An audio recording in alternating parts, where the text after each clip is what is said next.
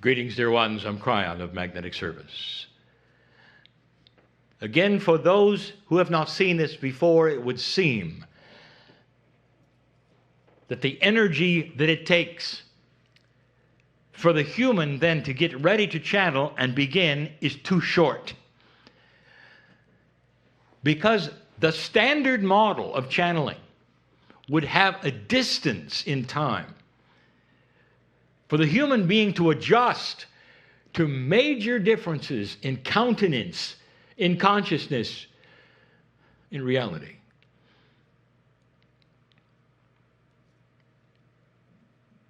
My partner lives with me.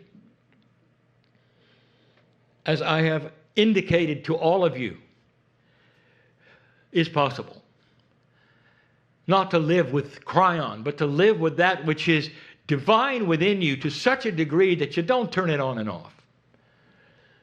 And turning it on and off is linear, and that is what you've learned. By the very way that you go about worship in this land, you learn to linearize God. You go to the place of worship, dressed differently, acting differently, and only once in a while. And then you leave, as though God lives there, even calling it God's house. So you're free not to be in His house and act the way you wish. That is linearizing something that is naturally inside. Inside of each of you lives the most divine thing that you can imagine.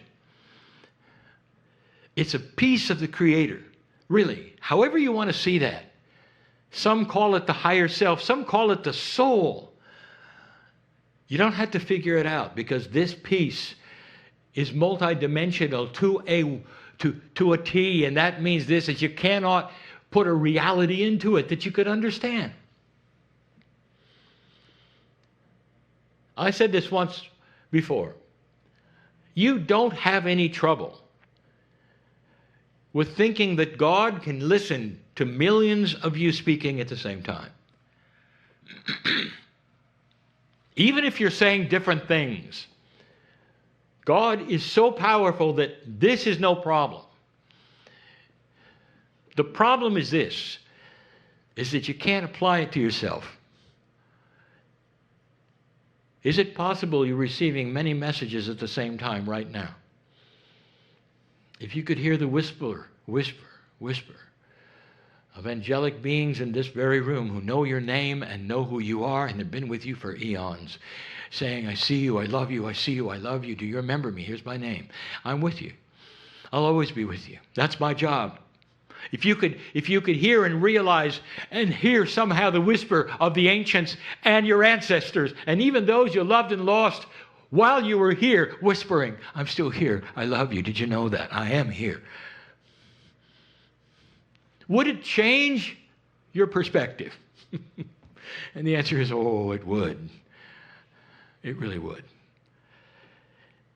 Because the reality that you live in, dear ones, has to be expanded. And that expansion is yours to do by yourself alone. Others can't do that for you. But what happens is when you come together in a group, all of you with some kind of an expanded reality, it changes the reality of the room. It changes what you can do together that you couldn't do alone. Delinearizing God, we've spoken of so often. Delinearizing yourselves, we haven't really spoken of much. But it has to do with this. If you're a piece of God, that means that you have some of the attributes, literally, of the Creator itself. And those attributes are this: eternal. All of you, every single one of you, all eternal. Your soul lasts forever. Number two, family. You all know each other. When you're not here, all of you know each other. And you might think, well, that's a lot of souls to know. How linear of you. There is no limit to how many you can love, dear ones. Did you know that? There's no limit to how many you can love. Billions, trillions. You can see them. You can see their names in light on them. And you love them all. That's who you really are. So can you imagine with that how you might apply it to the circle of life with just a few that you have? Can you practice literally going to places that you're only visiting for a moment? You're shopping, you're doing errands, and you see somebody coming and you concentrate. I know the God in them. I know them at some level. I can see that. They're nothing like me. They're not my age. Maybe they're not even my gender, but wow, I can see the family inside there. And in that, you treat them different. In that, you step aside and marvel at how beautiful they might be. This is the human at its best, learning the very things that we're being taught today in this very session.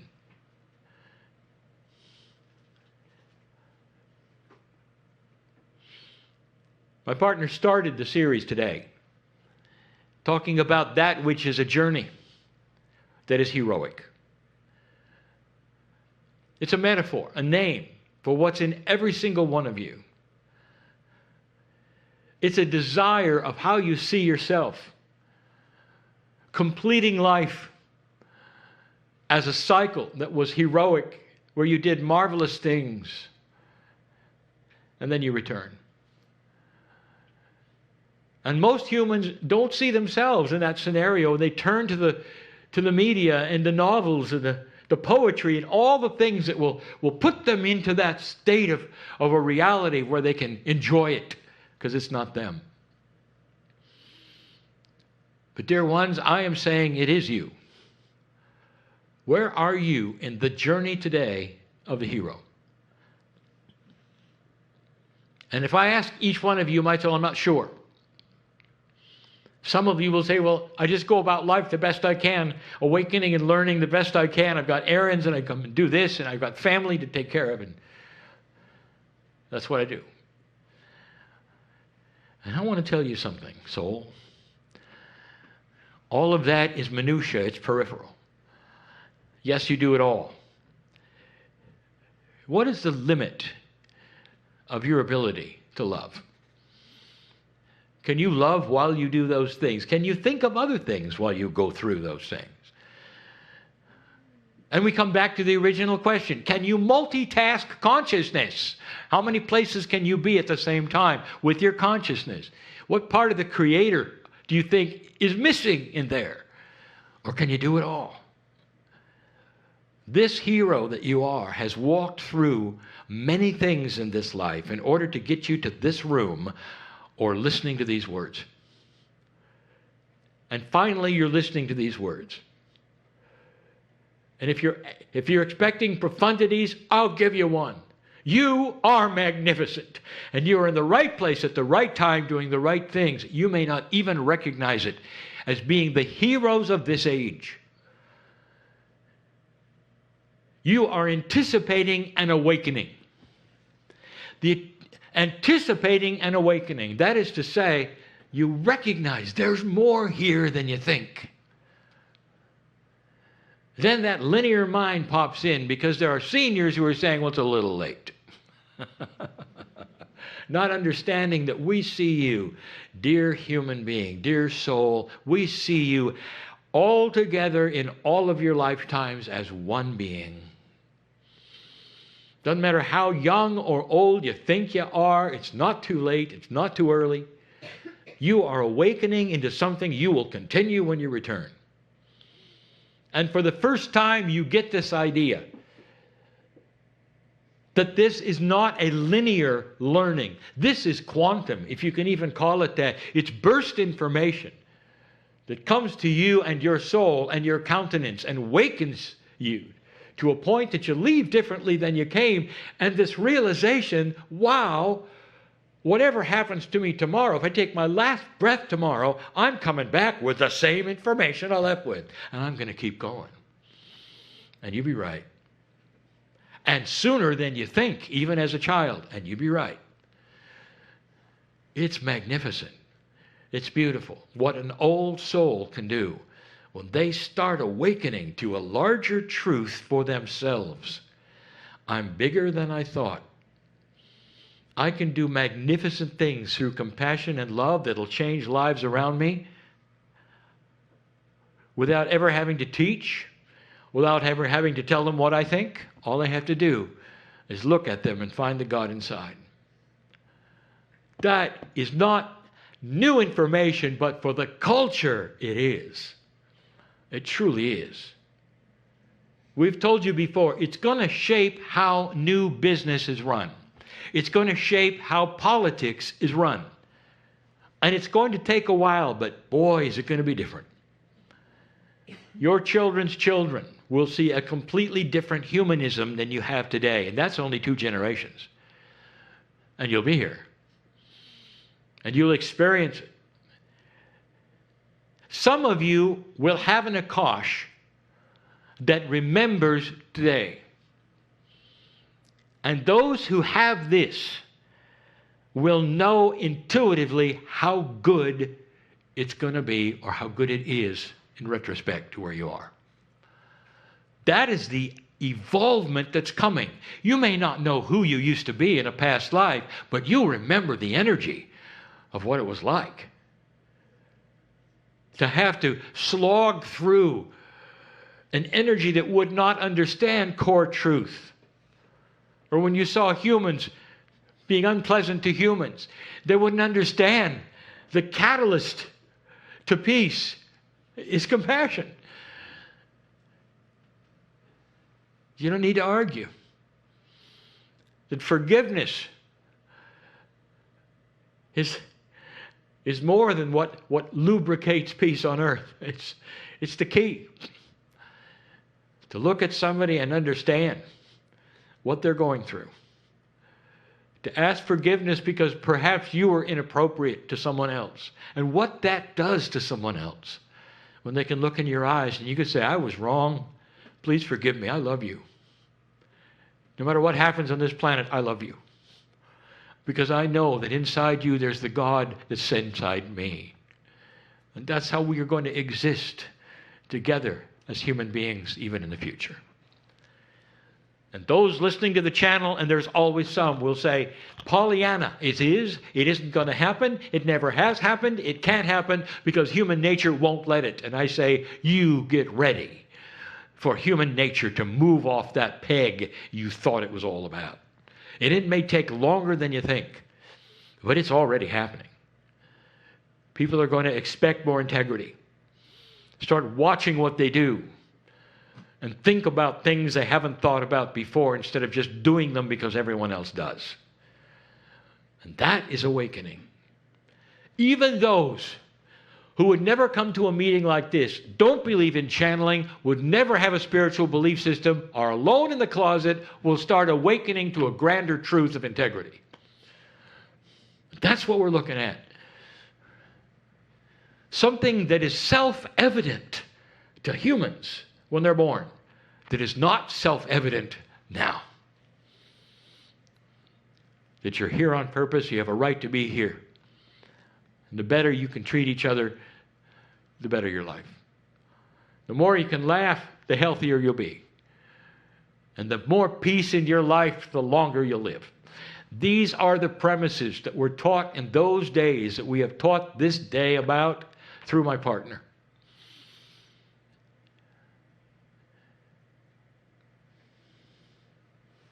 You really are here at the right time, you know that?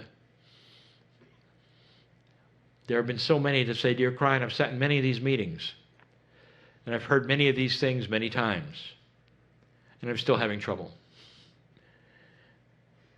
And what I say to you, dear human being, is that intent is everything, timing is everything. There'll come a time when it all snaps together.